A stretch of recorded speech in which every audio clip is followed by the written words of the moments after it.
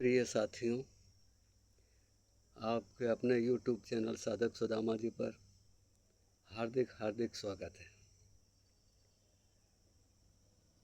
साथियों, मैं इस चैनल को चला रहा हूँ। आपने एक बात नोट की होगी कि मैंने आज तक कभी किसी को यही नहीं कहा कि आप सब्सक्राइब कीजिए, लाइक कीजिए। मुझे इन चीज़ों की आवश्यकता नहीं है। मैं तो क्या है कि इधर उधर से जो ज्ञान प्राप्त हो रहा है, जो लुप्त होने वाला है, उस ज्ञान को आप तक पहुंचाना चाहता हूं। बस इतनी सी बात है और कोई वैसे लंबी बातें नहीं है। तो साथियों, आज मैं आपको एक अच्छी सी चीज़ बता रहा हूं। आप इसे कृपा करिए। आप सुबह जल्दी ब्रह्म मुहूर्त में उठिए। ये अपना नियम बना लीजिए। ब्रह्म मुहूर्त में उठना ही एक बहुत अच्छी बात है। उठने के बाद आप फ्रेश होइए, नहाइए। नहाने का एक मैं तरीका बता देता हूँ। यदि आप लोगों के इष्ट हैं तो आप अपने इष्ट का मंत्र जप करेंगे। भगोने में है, बाल्टी में है, किसी भी चीज़ में आप जहाँ नहाते हैं या नदी में भी नहाते हैं, तो नहाने से पहले कपड़े उतारने के बाद हमें पवित्रीकरण कर लेना चाहिए। हाथ में जल लेकर के ओम अपवित्रा पवित्रो व सर्वावस्थाम गतोपि व यह स्मृत पुंडिकाक्षम सभाभ्यंतर सूचि अपने ऊपर छिड़कते हुए उस जल पे छिड़क देना चाहिए। वो जल भी पवित्र, हम भी पवित्र हो जाते हैं। उसके बाद जल में हाथ रख करके आह्वान की मुद्रा, ये आह्वान मुद्रा होती है।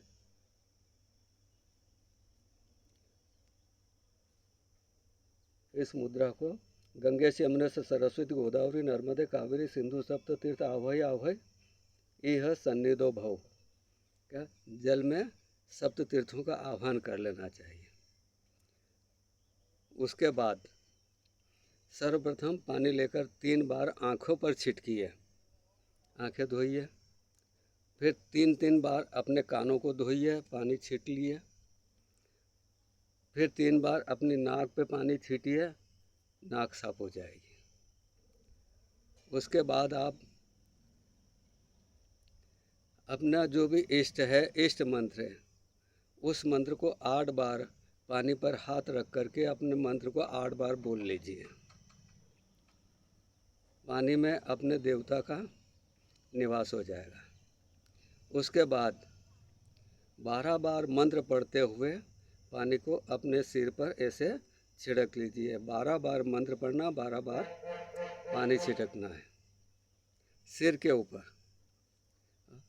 इससे क्या है कि वो जल में अपने देवता है, वो हमारे सिर पर, मस्तिष्क में और हमारे शरीर में विराजमान हो जाएंगे और हम स्नान करेंगे, वो स्नान अपने देवता को लगेगा।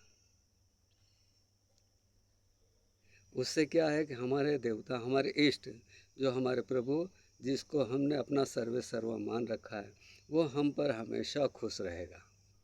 हमें जब भी आवश्यकता पड़ेगी, बगैर कहे वो हमारी मदद करेंगे।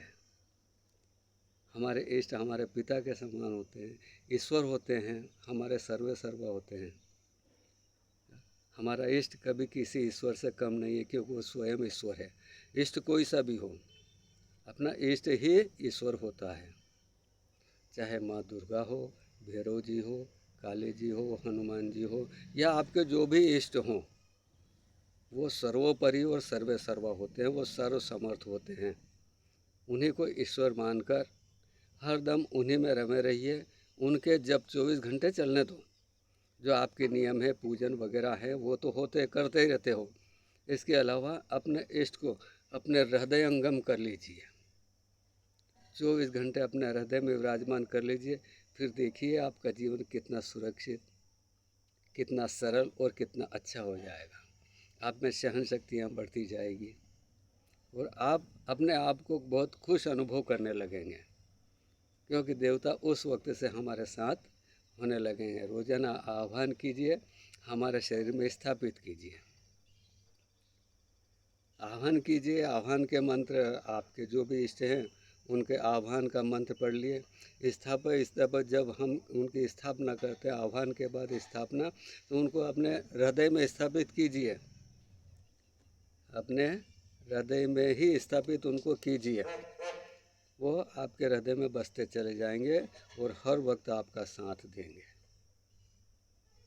हम पंचोपचार पूजन जब करते हैं तो ध्यान करते हैं, ध्यान के बाद आह्वान करते हैं, आह्वान के बाद स्थान देते हैं। तो स्थान अपने दिल में दीजिए, हमारे शरीर में स्थापय स्थापय सुखम चिरम तिष्ठन्तु, जो कुछ भी आप बोलते हो आपके इष्ट के मंत्रानुसार उस मंत्र से आप स्थापित कीजिए और फिर देखिए आपका जीवन धीरे धीरे धीरे धीरे किस तरह सुचारू रूप से चलने लगेगा।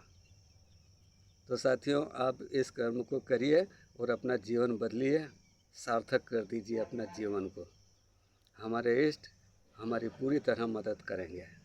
श्री राम, जय सिया राम।